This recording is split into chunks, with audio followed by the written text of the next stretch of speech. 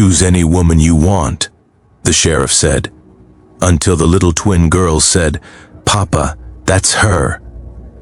The autumn wind carried the scent of dying leaves through the dusty streets of Millbrook, a small town nestled between rolling hills and forgotten dreams. Sheriff Daniel Crawford stood on the wooden porch of his office, watching the stagecoach roll into town with its weekly delivery of mail, supplies, and occasionally new faces seeking fresh starts in the growing frontier community. Daniel was a man of 34 years, weathered by loss and hardened by duty. His wife, Catherine, had passed 3 years ago from a fever that swept through the town like an unforgiving storm. She left behind 2 precious gifts that kept Daniel's heart beating with purpose: his twin daughters, Emma and Eliza, now 6 years old with their mother's chestnut curls and their father's determined gray eyes. The town council had been pressuring Daniel for months. A sheriff needed a wife, they said. Those little girls needed a mother. The whispers grew louder with each passing season, and Daniel knew they spoke truth, even if he resisted accepting it.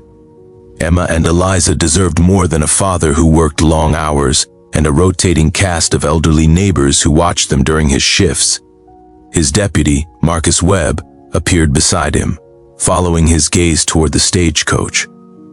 "Council meeting is in an hour, Sheriff. They're bringing in candidates today." Daniel's jaw tightened. The town council, in their infinite wisdom, had arranged for eligible women from neighboring towns to visit Millbrook. They called it a social gathering, but everyone knew the true purpose. They were parading potential brides before the town's most eligible widower, treating marriage like a business transaction. "I don't need them choosing a wife for me, Marcus," Daniel said, his voice carrying the weight of exhaustion. "Maybe not," Marcus replied, "but those girls need something you can't give them alone. I've seen you trying to braid their hair in the mornings. It's painful to watch." Despite himself, Daniel cracked a small smile. His attempts at domestic duties often ended in disaster. Last week, he had burned breakfast so badly that the smoke attracted half the volunteer fire brigade.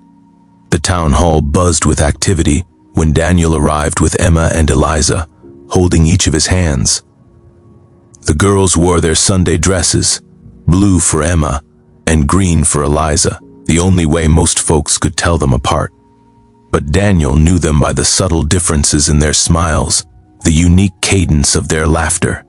Mayor Thompson greeted them with his politician's smile, all teeth and no warmth. "Sheriff Crawford, wonderful of you to join us. We have 5 lovely ladies visiting from Cedar Falls and Riverside. Any one of them would make a fine addition to your household." Daniel winced at the word household, as if he were shopping for furniture rather than a life partner.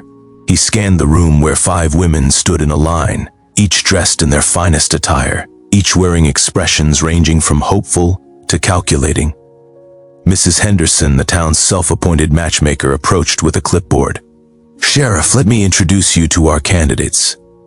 Miss Priscilla Hartley comes from a wealthy family in Cedar Falls. She plays piano and speaks French." A tall, elegant woman with cold blue eyes stepped forward.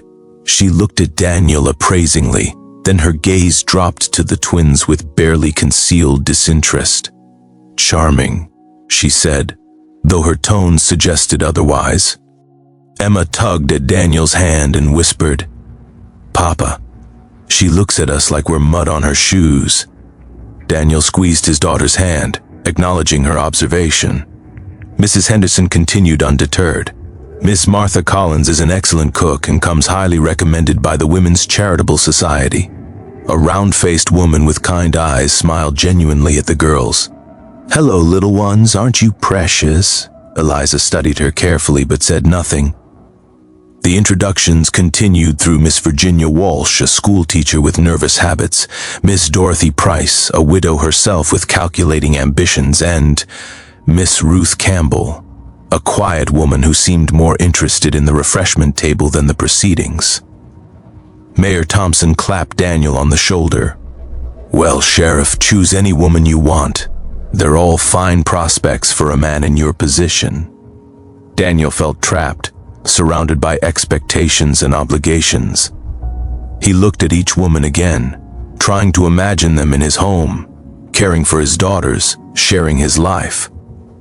But none of them stirred anything in his heart beyond polite acknowledgement. The door to the town hall opened, and a gust of wind swept through the room, carrying with it a woman who stumbled over the threshold. She caught herself on a nearby chair, her worn traveling dress dusty from the road, her dark hair escaping its pins in wild tendrils around a face that showed signs of exhaustion and hardship. "I'm terribly sorry," she said, her voice carrying a gentle southern accent. "The stagecoach left me behind at the last stop. I've been walking for 3 hours trying to catch up." Mrs. Henderson huffed with disapproval. "Miss Warren, you're late, and look at the state of you.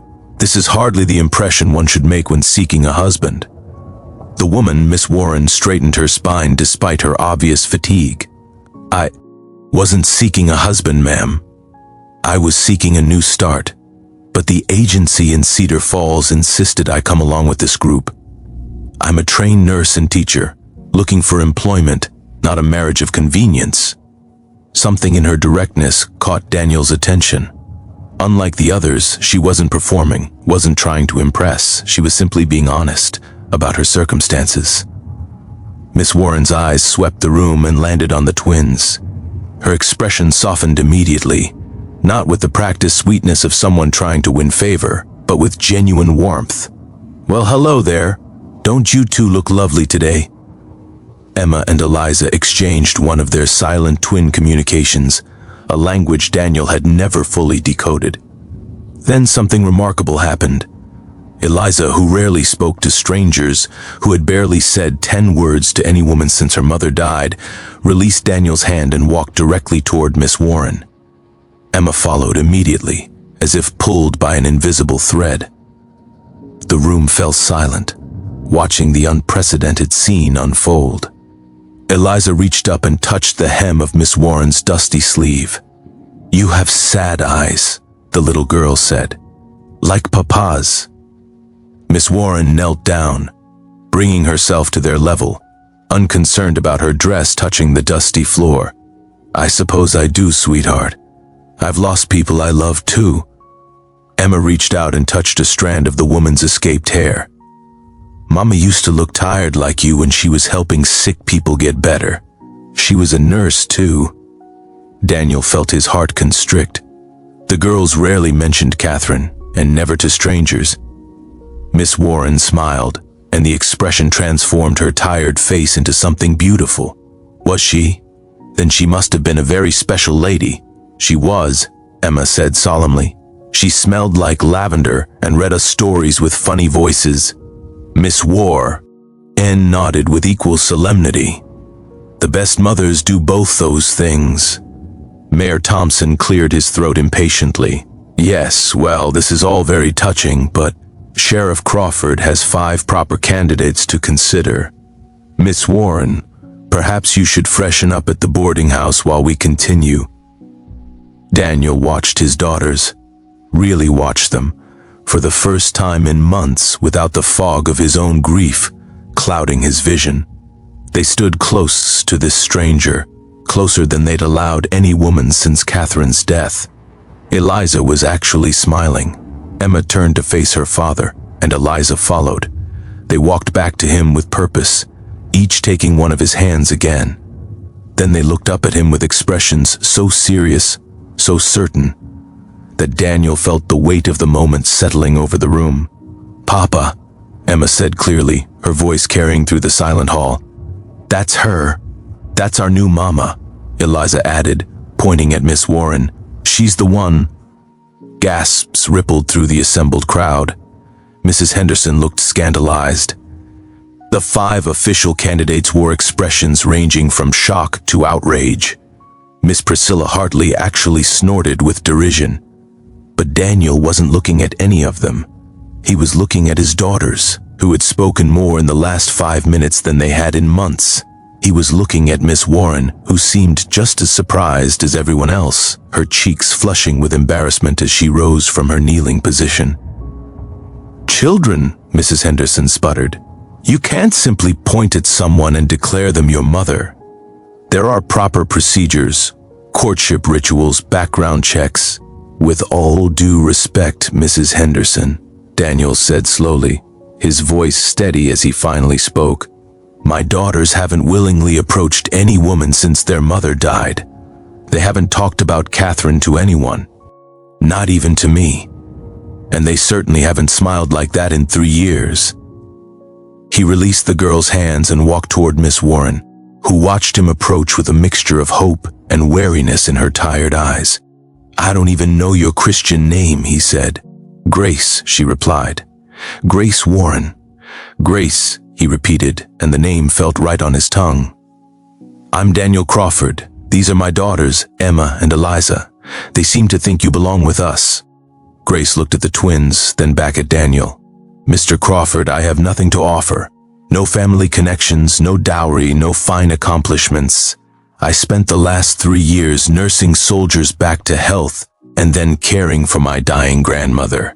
I came here with nothing but a small bag and a hope for honest work. She knows about sick people, Papa, Eliza called out. She can help if we get fevers. Daniel felt the truth of his daughter's words like a physical blow. Catherine had died from a fever. The fear of losing his daughters the same way haunted his nightmares. Miss Warren, he said, I'm not looking for family connections or a dowry. I'm looking for someone who can love my daughters and let them love her back. By some miracle, they've chosen you. Grace's eyes filled with tears.